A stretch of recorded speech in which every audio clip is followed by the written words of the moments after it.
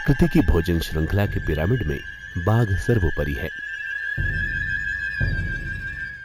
बाघों की संख्या उनके आवास के संरक्षण के अतिरिक्त इस बात पर भी निर्भर करती है कि उस आवास में प्रे बेस या बाघ के शिकार का आधार एक उचित परिमाण में उपलब्ध है या नहीं। बाघ सर्विडाए परिवार के विभिन्न प्रजाति के हिरणों पर अपने भोजन के लिए अधिकांश रूप से निर्भर है। इनमें स्पॉटेड डियर या चीतल हिरण प्रमुख है। ये अक्सर झुंड में पाए जाते हैं। अन्य सभी डियर प्रजाति के हिरणों की तरह इनमें नर के सींग होते हैं जो प्रतिवर्ष झड़ जाते हैं और फिर नए सींग आते हैं। नए सींगों पर हल्की सी एक मखमली परत होती है, बिल्कुल वेलवेट की तरह। इस कारण वे काफी सुंदर दिखाई देते हैं। घास, पत्तियां और कई तरह की वनस्पति इनका भोजन है। कई बार इनके बहुत बड़े झुंड भी दिखाई देते हैं। एक नर चीतल हिरण कई मादा हिरणों के साथ रहता है। अन्य हिरणों की तरह चीतल हिरणों की सूंघने की क्षमता बहुत अच्छी होती है। यदि बाघ इनके आसपास है तो इन्हें खतरे का आभास उसकी गंध से हो जाता है। शिकार के अपने कई प्रयासों के बाद ही बाघ को सफलता मिल पाती है। कोई ना कोई हिरण बाघ का शिकार बन ही जाता है। बाघ के बचे हुए भोजन पर कई बार गीदड़ हाथ साफ कर लेते हैं। बाघ के प्रेबेस में चीतल हिरण सबसे अधिक महत्वपूर्ण है। सांभर सर्विडाए परिवार का एक बड़ा सदस्य है। यह अक्सर अकेले या 2-3 की संख्या में ही दिखते हैं। बाघ के आसपास होने का आभास होते ही अगला पैर पटकना और अलार्म कॉल देना इनकी विशेषता है।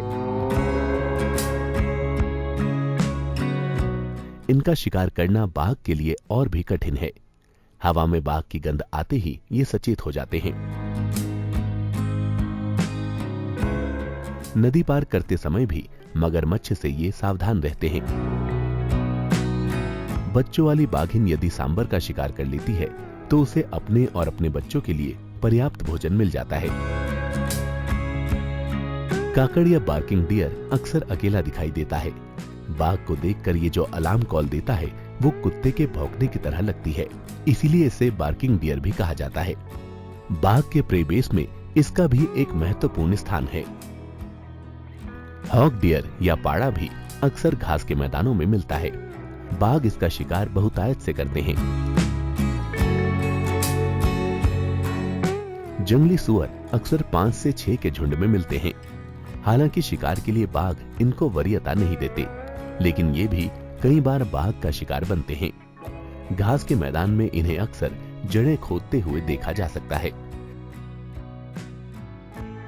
इन सभी वन्य जीवों की एक निश्चित संख्या किसी भी टाइगर रिजर्व के लिए बहुत आवश्यक है, क्योंकि बाघ का अस्तित्व इन पर भी निर्भर करता है।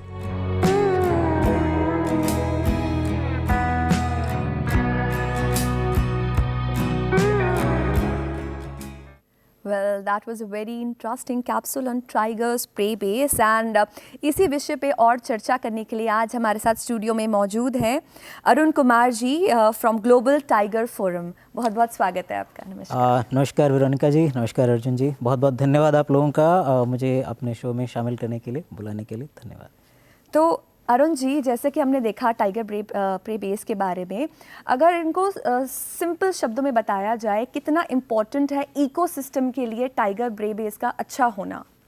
वेरोनिका जी, मूलतः किसी भी जंगल में जो प्रे बेस है वो बहुत ही अनिवार्य होता है। वहाँ पे जो भी टाइगर के लिए नहीं अपितु कोई भी मांसाहारी जानवर जो टॉप प्रेडेटर है, कई ऐसे हमारे जंगल है जहाँ पे लेपर्ड प्रमुख है, कहीं पे हैं लायन जैसे गिर में है, तो उनके लिए प्रे बेस होना बहुत ही आवश्यक है, क्योंकि खाद्य श्रृंखला में टाइगर के बाद ये शाकाहारी जीव ही आते हैं और उनका एक स्पेसिफिक नंबर होना बहुत ज़रूरी है, जो कि उसकी कैरिंग कैपेसिटी, वो जो क्षेत्र है उसकी कैरिंग कैपेसिटी के ऊपर निर्भर करता है कि वो कितने प्रे को सस्टेन कर सकते हैं। तो एक वायबल पॉपुलेशन होती है कि एक मिनिमम पॉपुलेशन किसी भी मांसाहारी जीव की जो कि एक संरक्षित क्षेत्र में जीवित रह सके बिना किसी भी एक्सटर्नल इंटरफेरेंस के। तो उसके लिए जो भी हमारा प्रे बेस है उसका एक सर्टन नंबर होना बहुत ज़रूरी है। तो हम एंटीलोप्स की बात कर रहे हैं, हम हिरनों की बात कर रहे हैं। यहाँ पे आपने वायबिलिटी की बात की है कि सर्टन नंबर, एक काउंट होना चाहिए for the predator to survive. और as part of global tiger forum आप हैबिटेट को कैसे इम्प्रूव करते हैं? आप क्या ऐसा एडवाइस देते हैं to the reserve, their officers and in policy making so that their habitat improves and the overall tiger count और the top predator count goes up, चाहे वो टाइगर हो, चाहे वो लेपर्ड हो, any other type of predator? Arjun ji, इसमें मुख्यतः अब global tiger forum basically tiger conservation के लिए इंडिया के अलावा कुछ अन्य देशों में भी 12 और अन्य देशों इसमें कार्य कर रही है। तो मुख्यतः जैसे आपने कहा कि क्या इम्प्रूवमेंट के सजेशन दे सकें, इंडिया में वो ऑलरेडी सिचुएशंस एग्जिस्टिंग हैं।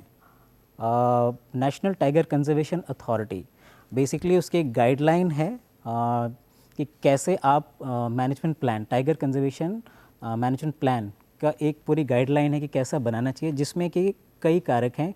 जिसमें फर्स्ट आपका हैबिटेट इम्प्रूवमेंट पहला ही कारक है कि एक हैबिटेट को कैसा होना चाहिए, उसमें कितने प्रतिशत ग्रासलैंड होना चाहिए, कितना वुडलैंड होना चाहिए, वाटर रिसोर्सेज अगर नहीं हैं या कम हैं तो वो कितने होने चाहिए, और इसके लिए पर्याप्त मात्रा में जो बजट है, जो APO का भी उसमें प्रावधान है कि एनुअल आपका कितना खर्चा आएगा इन सभी चीज़ों को हैबिटेट इम्प्रूव करने के लिए। हैबिटेट इम्प्रूवमेंट एक उसका पार्ट है। उसके अलावा प्रोटेक्शन भी है कि प्रोटेक्शन में आपका मॉनिटरिंग आ जाता है, और मान लीजिए कोई जानवर बाहर आता है तो कॉन्फ्लिक्ट की सिचुएशन ना हो, उसके लिए बूट ऑन ग्राउंड एक कहा जाता है कि कितना वहाँ पे लोगों की संख्या है, स्टाफ, फ्रंटलाइन स्टाफ का नंबर कितना है, प्लस उनके पास प्रोटेक्शन इक्विपमेंट्स कितने हैं।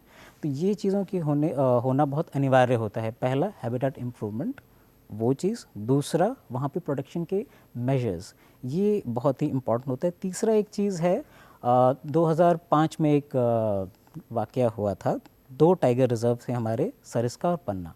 वहाँ से टाइगर जो है अपने नेचुरल आवास जो टाइगर रिज़र्व हैं वहाँ से विलुप्त हो गए थे। मुख्य कारण था उसका पोचिंग। तो फिर 2006 में नेशनल टाइगर कंजर्वेशन अथॉरिटी की स्थापना की गई थी, और साथ ही साथ पोचिंग को रोकने के लिए WCCB, wild life crime control bureau का भी स्थापना की गई थी। और तब से लेकर अब तक अगर आप देखें तो टाइगर्स का जो नंबर है साल दर साल हमें बढ़ता हुआ नज़र आ रहा है। वो भी इस कारण क्योंकि 2006 में टाइगर गणना का एक राष्ट्रीय पैमाना जो है वो भी हमें दिया गया था NTCA के द्वारा, जिसमें हमारा कैमरा ट्रैप के माध्यम से इनकी गणना की जाने लगी। तभी हमारे पास 2006 में 1411 का नंबर आया। अगले 4 साल में बढ़ के 1700 से ऊपर रहा। फिर 2014 में वो हमारा 2200 से ऊपर रहा, और अभी जो हमारा वर्तमान समय में टाइगर की संख्या है वो 3167 के करीब पहुंच चुकी है।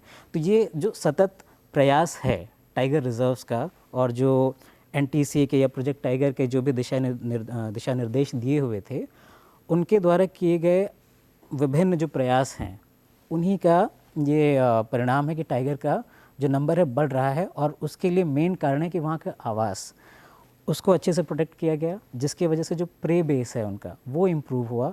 अब हमारा प्रे बेस की जैसे बात की गई, तो जो अभी हम लोगों ने वीडियो देखी ये मुख्यतः उत्तर भारत का है, क्योंकि वहाँ पे हमारे चीतल, सांबर, वाइल्ड पिग ये बहुतायत मात्रा में मिलते हैं। सेंट्रल इंडिया में हम जाएंगे तो एक और प्रे बेस इंक्रीज़ हो जाएगा, वहाँ पे आपको गौर भी मिलेगी।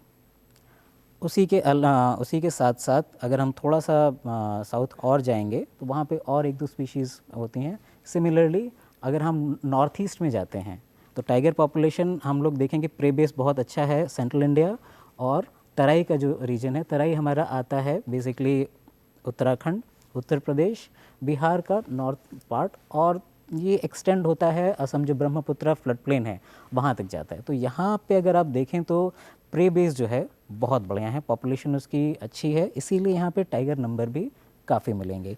लेकिन जैसे ही हम लोग बढ़ते हैं नॉर्थ ईस्ट की तरफ, अब वो बेसिकली हमारा ट्रॉपिकल एवरग्रीन फॉरेस्ट होता है जहाँ पे बारिश बहुत होती है। अब जहाँ बारिश ज़्यादा होती है वहाँ क्या होते हैं कि ऐसे ग्रेगेरियस जो हर्बीवोर्स हैं, प्रे बेस है, उनकी संख्या कम हो जाती है। अब वहाँ पे क्या है कि जो नेचुरल हमारा इन्वायरमेंट है वही इनकी पॉपुलेशन को लिमिट कर देता है। वहाँ पे अब पोचिंग वगैरह एक फैक्टर हो सकता है, लेकिन नेचुरल एक फैक्टर वहाँ पे और है।